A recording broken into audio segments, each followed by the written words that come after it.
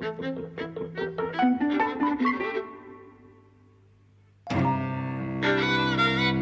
and welcome to Eavesdropping at the Movies. I'm Mike. And I'm Jose. And today we're talking about Emma, which is a Chilean sort of psychosexual drama directed by Pablo Larraín, who made Tony Manero, which you've seen.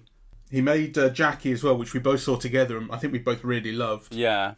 It's funny because he's one of those directors whom I admire the films, but actually I haven't really loved them.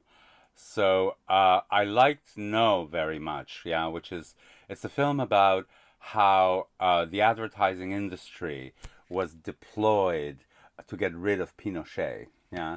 So Gael García Bernal, who is in this film, plays this like advertising guy, you know, who devises a campaign that finally wins this plebiscite to get rid of the dictatorship, and actually that's really wonderful.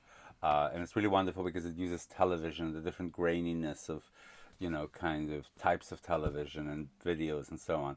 So that I really liked, but also I think it's quite an intellectual film.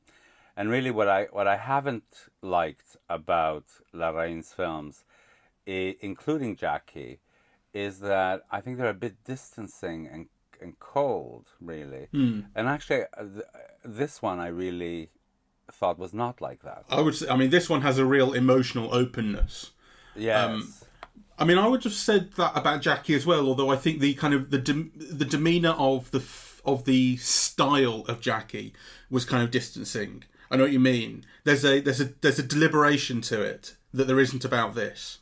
Yeah, I mean, Jackie was all about her being turned into an icon, right? Into an image, But it's also about what was behind the icon, because it was about that week after JFK's assassination and her having to deal with everything. And I remember moments in that film of like looking after her kids and trying to make sure that the kids aren't being corrupted and having their lives kind of ruined by all of the hubbub that's going on, and kind of walking into rooms and just trying to protect the two people kind of most important to her kids.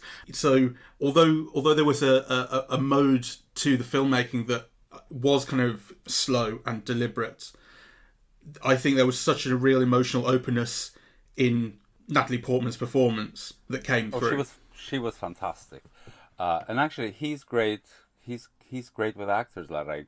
But I thought the film, I mean, to me this is his most accessible film. Yeah, it's the one that I felt, you know, I was involved in these characters' feelings. In a way, it's all about feeling, this film, right? It's kind of almost all about raw feeling, yeah? Yeah. And feelings that are not necessarily accessible to the characters themselves, that they're living through but can't quite articulate. So this is the film, it might not be his best film, but it's the film that I warm to the most. It's a film to me feels a bit of an experiment. Raw is a good word to describe it in so many ways, I think, because although I think it has negative connotations, I mean, it sounds like I'm saying it's unfinished or something, which I don't think is the case. But there are points in which you think, or at least I felt, I wasn't entirely following the plot. Yes. I wasn't entirely together on which character was which or exactly what information various characters had and so on and so forth, that I think a more refined version of this story would have been much more clear about. I'm not sure, because I think the film uses it as a kind of a suspense. So, you know, you think you're in the middle of all of this emotional messiness that results out of... So, a child has been adopted. He's been returned for adoption, and as a result of that, you know, a couple begins to break up, right? So you begin in the film by thinking that you're in the middle of this emotional messiness, and actually it only becomes clear at the end what's been happening. Yeah, so there's like an element of so the clarity comes only at the end. You only realize, you know, who these people are in relation to each other at the very end of the film. I thought I actually had a better sense of it than that, to be fair. What was it that you felt was made clear for you at the end that you weren't clear about before then? And I suppose we should say there will be spoilers coming up because we're talking about the end of the film. So, for example, her relationship with the fireman, I thought it was just sexual experimentation, in the throes of a divorce. Her relationship with his wife, who I didn't realize was his wife. You don't know it's his wife until almost the last 3 minutes of the film, right? I didn't realize they were a couple. And actually, I didn't realize that her sleeping with both of them had been very purposeful in relation to the child that she had given up for adoption. That's what I started to work out. You do know, but it's done in just a few shots and you can miss them. You do see the firefighter and his wife with the adopted son in these shots of like a coffee shop, and it's just one or two shots sprinkled in. I don't know if you remember them at all, but like that is just showing them, and then you go back to what the main character is doing. But you'd never seen the child before, so they're talking about this child Polo, but you'd never seen it. That's true. They don't introduce the child properly until the very end, but you have seen him, and I took that. I made the assumption, which turned out to be a correct assumption from those shots, that this was the family, this was the child's new parents, and that's why she was trying to move into their lives. So I made that assumption. Well, you're brighter than I, because I just thought, at that point, because you learn things piecemeal, and then the puzzle begins to fill out. So at that point, I just thought, oh, they're a couple, and that's their child, and she's sleeping with both of them, and it might break up the family or whatever. But I didn't. I mean, I did. You weren't told that child was her child, right? Yeah. So I think for me, it only kind of came together at the end. Yeah. I mean, I must say at the moment what's happening is you're making my point better than I did, because my point was that there are things in the film that are not necessarily explained that clearly, or plot points that aren't necessarily made more real. But actually, I did pick up on these things. Right. Or at least, pick up might be too strong, but I made the correct assumptions about why we were being shown what we were being shown, I suppose. Okay.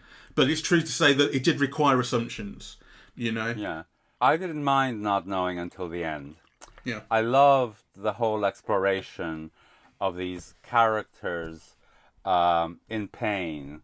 Yeah, so you also sense that there's a lot of love between the couple, between Emma and her husband, but there's also a dynamic, she's in a kind of exploration, trying to make sense of her life. She's very free with it. She's very articulate with it. And also the actress has this lovely, calm presence, I think that kind of draws you in, really. And actually, I thought it was also very beautiful.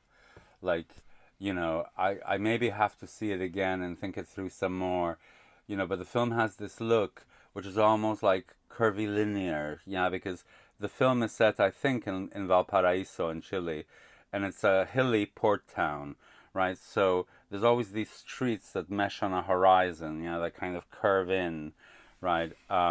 That's kind of very beautiful, and also, I think, set a particular scene on a life that always has like a horizon and a perspective, but it's kind of like hemmed in some way, There's a lot of shots through glass, there's a lot of shots in big empty spaces, right? I really loved all of that, and I love the fact that the character is always calm and articulate while clearly going through a process of turmoil and discovery. So what do you think she clearly wants to get her kid back, but do you because you describe her as calm, but is that calm, do you feel that what she's doing is calculated, or was it only at the end when it was kind of revealed that it was, that you understood it? I saw her throughout as a thinking person. So there's always a kind of aspects of calculation, right? So for example, when she picks up the fireman, she was doing all the talk, she was doing the picking up, it was very deliberate, but I also felt she was being very honest about her attraction and what, and so on. So that happens on different levels on the film. So, there's calculation in the sense of, picking him up. And then there's calculation that, it's the man who is now the foster father to the child that she gave up and regrets, right? So, yeah. Yeah. The thing I found really beautiful visually about the film was the opening 15 minutes, which to me were kind of functioning as a short film unto themselves. They really had that feel for me. It was something very concise and poetic about the way the film opened, with you really not understanding where exactly you were in the story, and it was starting to unfold. And then it was intercut with this imagery of the dance sequence with the giant sun in the background. That was beautiful. Which was incredible. Have you ever seen anything like that? I mean, it was like Interstellar, you know, but done on a stage in Chile. It was unbelievable. And it made me think, God, I wish I was seeing this at the cinema. And as it turns out, because I went to see when it came out, basically, and it turns out not only was this not at the cinema, it was actually picked up by Mubi for UK and US distribution, and they were going to have a theatrical release, but COVID-19 stopped that. So that's why it's been released here. That's where most people are seeing it for the first. It's had a premiere and stuff at Venice, but this is where most. But so this is where most people are seeing it for the first time. But you really feel, God, this would scream out on the cinema screen. It would be unbelievable to look at. It's very beautiful, and it has moments of that are almost like musical numbers. Yeah. So at the beginning, and certainly at the end, when all the women are dancing together, that are almost like numbers in a musical film. Really, they're quite extended, and they're obviously kind of signifying on a different level. On and she's a dancer, so there's a lot of talk about freedom in relation to movement and how one moves and how one deploys one's body, and those musical numbers kind of signify that. There's also kind of a whole discourse on kind of music and culture, and I love the whole conversation with Gael García Bernal, where he describes reggaeton as music of oblivion and imprisonment, right? And obviously that's meant to be a mark against his character, because she's using that music to express herself and to be free. But actually you can also kind of see what he says. Yeah, he's got this whole thing about sex and drugs and orgies, he says, right? And all of it leading to a kind of an oblivion that is lived through this particular beat, which is then a way of keeping the world at bay, of dealing with the world, of searching oblivion to the world. I thought that was wonderful. He talks about it being a way of not thinking as well, doesn't he? Something like that. Yes. The beat keeps you from thinking, and he says, I mean, it's not just that he says this is prison, this is sort of a mental prison, but he says this is music for listening to in prison. Yeah. So I think that there's also, I think he's also relating it to class and maybe race there as well, which doesn't reflect on his character, on his character. He's definitely relating it to all of that and to her. But the film is with her. Actually, I thought it's a sign of Gael García Bernal's generosity that he took on this part, because he is like a kind of a world superstar, and certainly a superstar of Latin American cinema. And this is a very minor part. Yeah, it's kind of, he's the husband, really. Yeah.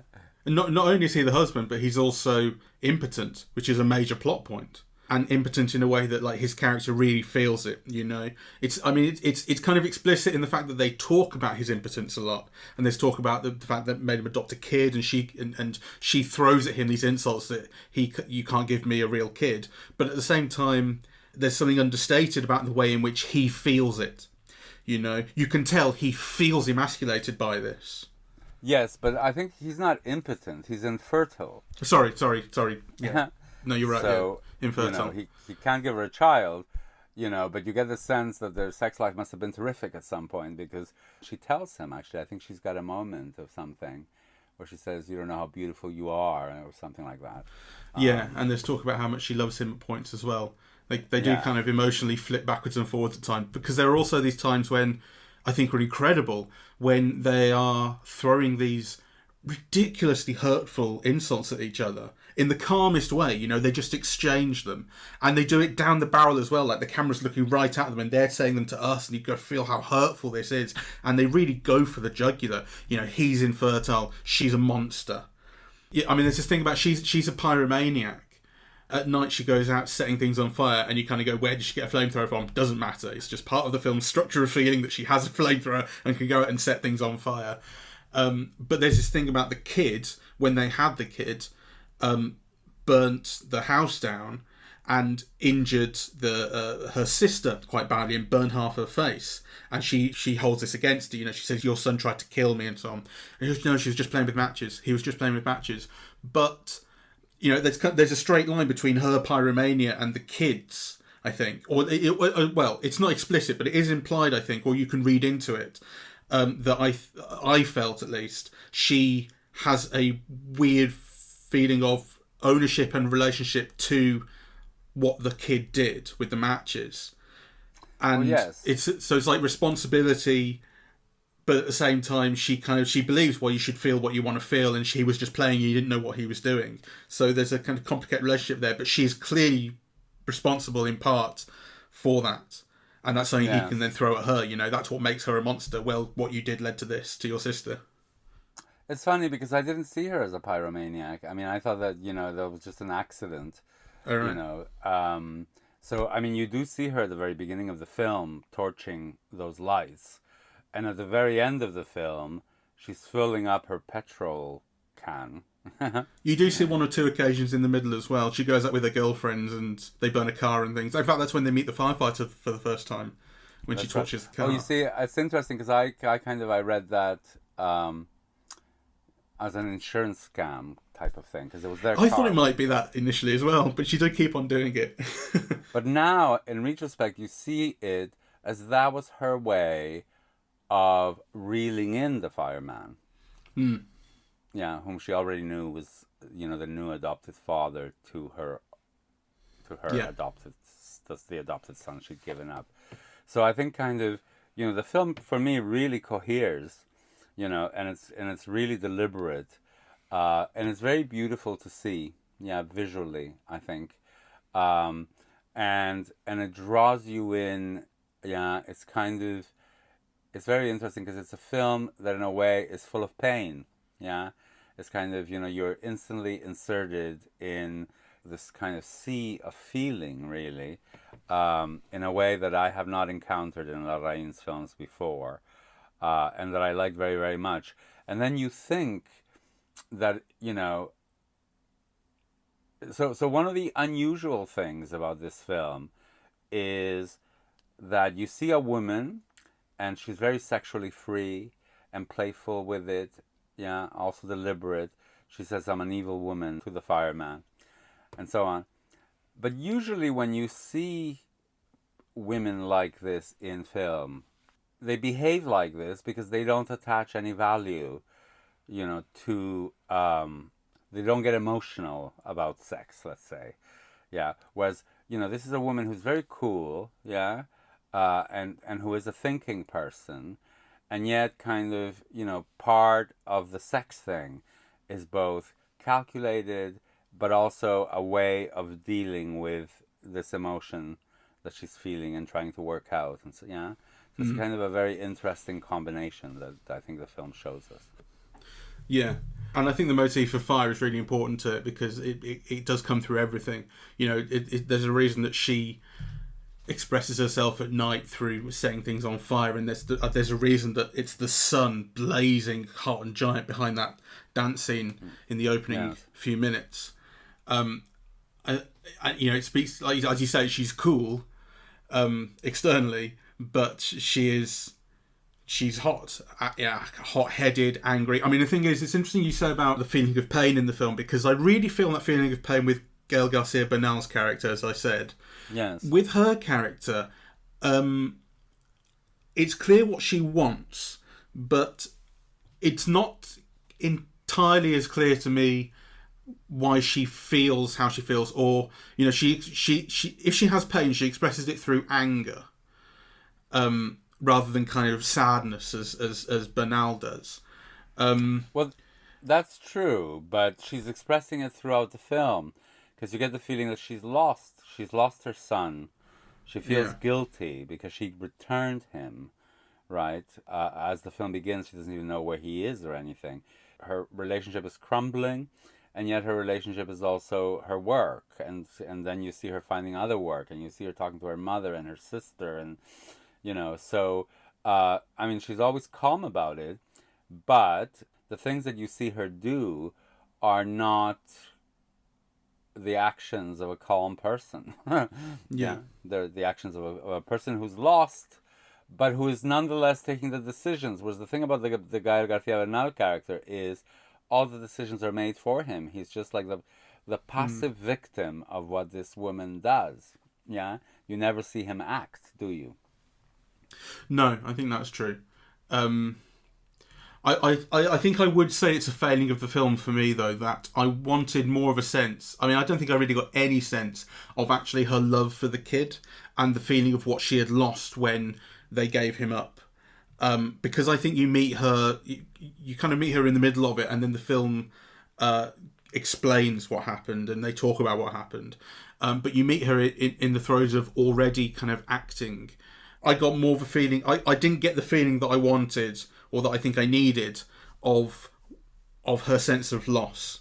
So when she was going through this stuff to get the kid back, I kind of thought, but why do you want him so much? Because I don't feel that you do, actually. I know that you do, but I didn't feel that she does. I didn't feel that she felt like, oh, well, I lost him and he completes me and all that kind of thing is not what I felt from her. I did. I mean, I did in that dialogue with a social worker, that is at the very beginning of the film, where the social worker is saying, you're a horrible person, you're a bad mother, you're this and that, and, how could you give up the child? She's trying to kind of find out where he is and so on. And actually, the film begins, to Yeah, me, that's true. with a whole social judgment on this person and her actions. And actually, her guilt, her desire to see him, her attempts to find out what's happened to him, and her regret. So I mean, that was not a problem for me. I forgot that opening scene where they're walking. You're right. It's all in that scene. And you're right to point out that scene. But I would say as well that I think apart from that scene, I don't think I felt it. It's definitely in that scene though. You're right. For me, the only problem with the film, or it's not even a problem, but what I would like, what I would have liked to have seen better, was actually the dancing. Because, I knew you'd say this. You always well, say because this. the dancing wasn't good enough. I thought, kind of to see great dancing is such a thrill, and I think the dancing in the film is reggaeton. It's all these arm gestures and and so on, but it's not great dancing, and actually it's not great choreography. And I would have loved it if the film had provided those moments of real beauty and release in the body, and I don't think these dance sequences quite do that. I think you're right. I mean, she talks about when she goes to get the job at the school where she knows her son is. She talks to the teacher about wanting to teach kids freedom, and that's how she teaches dance and so on. Yes. And you understand that, but the only time I felt it really in the actual dancing that you see is that moment where she's on her own on the rooftop, Uh-huh. and you see her silhouetted against like a sunset, and it's very beautiful, and she's just dancing there for herself and on her own. Yes. Whereas all the other times, when she's in the dance sequence at the start, it's a performance for a show and it's choreographed and you don't really feel it. And other times it's just kind of she's there with her girlfriends and you feel the camaraderie and so on of the troupe. But again, it's the dancing itself doesn't really express as much as you want it to. Yes. That to me was what I would have liked to have seen better. The other things I loved very much, and actually I think they're very unusual, because one of the things that is unusual, I think, about this film is the way that Emma, the main character, is completely fluid sexually. Kind of, she's with men, she's with women, she doesn't seem to have any problem. They're both kind of like a turn on for her. You get a sense of a kind of a very fluid kind of sexuality, whilst her character in a way is kind of fixed. Yeah, I mean, I do think you get a very clear sense of who she is as a person, you know, but actually, you don't get a real sense. Like if you were to say, what is her sexuality, I wouldn't be able to answer. I mean, is she bisexual? Is she a lesbian? Is she heterosexual, having a dalliance? Is she somewhere kind of in between? And actually, the film doesn't make an issue of it at all, and doesn't make it a problem. And this is just what she does, really. Yeah. And kind of what she does is kind of connected with who she is, but doesn't define who she is. Or certainly the sex doesn't define who she is. The giving up her child back to the adoption agency is much more of something that she struggles with and has guilt about and feels shame about, rather than anything that she does sexually, which I think is very unusual in a film. I mean, I like the fact that sex is kind of so many things to her. So you get the idea that clearly there's a genuine emotional attachment element to it. I think you get that with the husband. Obviously, you get the idea that it's something that she is willing to use as a tool and to seduce and manipulate and so on. But at the same time, she will still enjoy it.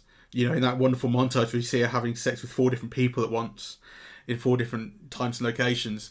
You get the feeling that she's enjoying all of them and participating in all of them, despite the fact that she's doing it for different reasons or doing different things in each of them. Yes. You just get the sense that that's just kind of who she is. She will fuck anything that moves at times, and why not?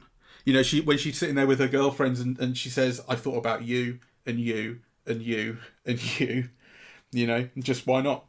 She's just thought about having sex with all her friends. I like that fluidness. I'm not sure she would sleep with anyone, but I don't mean it to say that. I don't mean that in the sense that she can't control herself. She's not a nymphomaniac. I don't think you don't get that sense whatsoever. She's completely in control of herself, but she doesn't mind. She's not picky based on sort of who you are or whatever. She's just like, nothing will really stop her if she doesn't want to. Well, she sees it differently. And she's free in a way that the other characters in the film are not, and in a way that her husband actually is not. So I think it is kind of like an exploration of her freedom, but freedom not in a facile way. Freedom in the sense of a whole series of, a context for her life that is not of her own choosing. And also kind of a past that is full of mistakes and regrets, right? So I think that's also something that I find very interesting about this film. Yeah, the kind of, it's not a facile idea of freedom, yeah? Kind of, it's kind of freedom in a messy world. Which in a sense, I suppose, is something that I felt I needed more context then about, or explanation about, with her wanting the kid back, because that leads you into such a structured life, or such a kind of rigid life in some ways, having a kid that you have to look after, and maybe you even get the sense that one of the reasons that they couldn't handle the child was because she's not cut out for that. And at one point, the social worker says to her, "Maybe you're just not cut out to be a mum," and she finds that deeply hurtful, but it might be true. So like, there's this thing about how she's constructed as free in all these kind of ways, and willing to do whatever she wants and give in to her desires and so on. But then at the same time, she has this, in some way, basic, very maternal instinct and desire to have this child and be a mother. She goes to great lengths to have children. She very much wants to be a mother. I wanted that reconciled more in a way, or not reconciled, but handled more. They feel very, very disparate in a way that the film doesn't handle. Well, I don't quite agree, because the whole film is full of, opprobrium for Emma.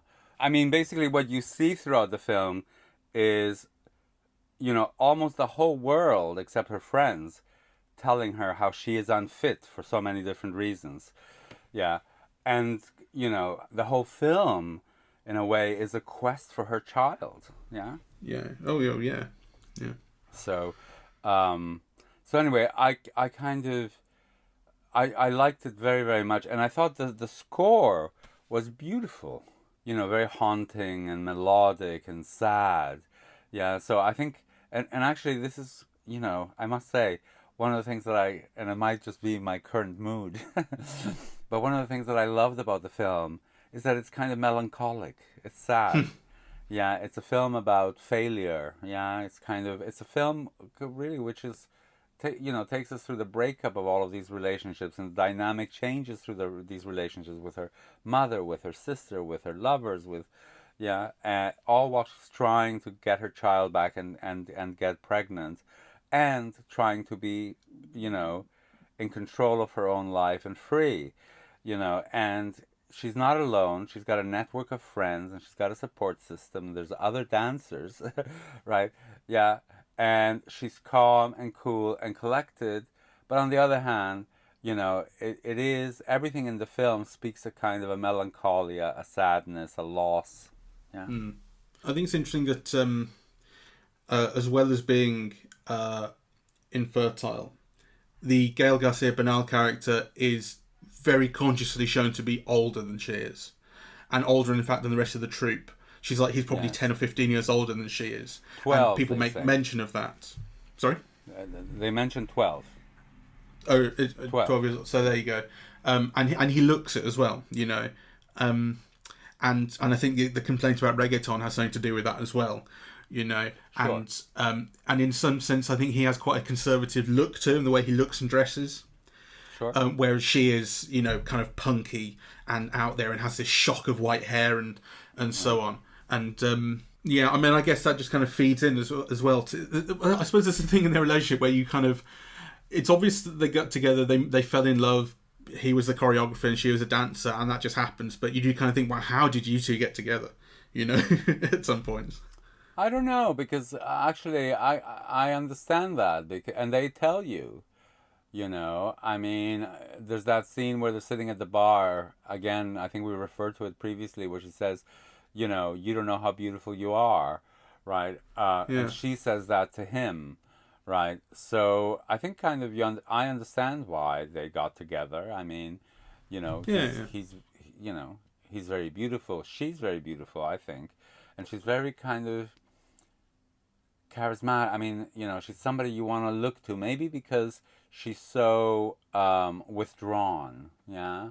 So, the film tells us about her, but she as an actress is very kind of closed off, yeah? You have to, you keep looking at her, right? And actually it's the situation that expresses her feelings rather than her face, yeah? Yeah, I kind of get what you mean. Yeah. I mean, it's not a Ryan Gosling sort of thing. I mean, she is, I think, expressive herself. But it's more about the characters. I mean, I think she's fantastic.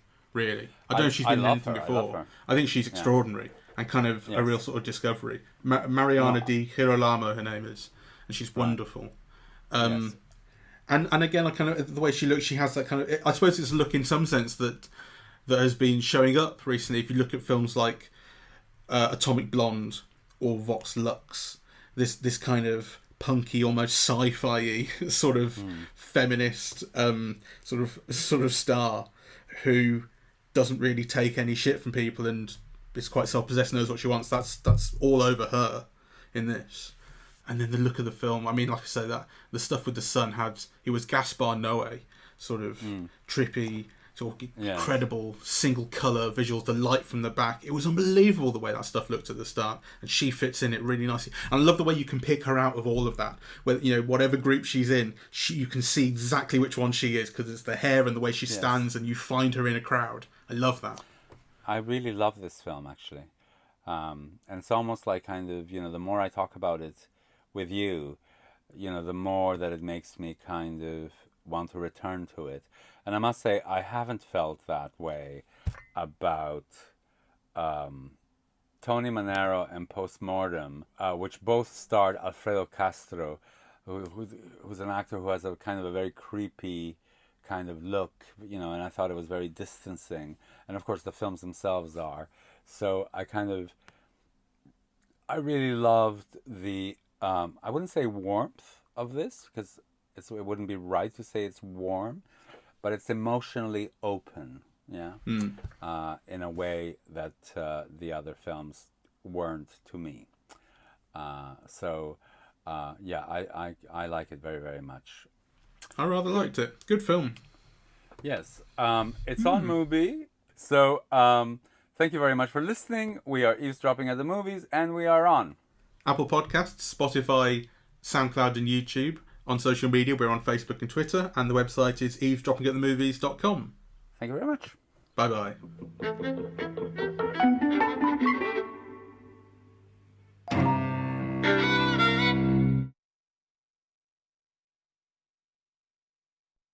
What's goodbye in Spanish? Adios. Oh, yeah, that's right. How do you forget that?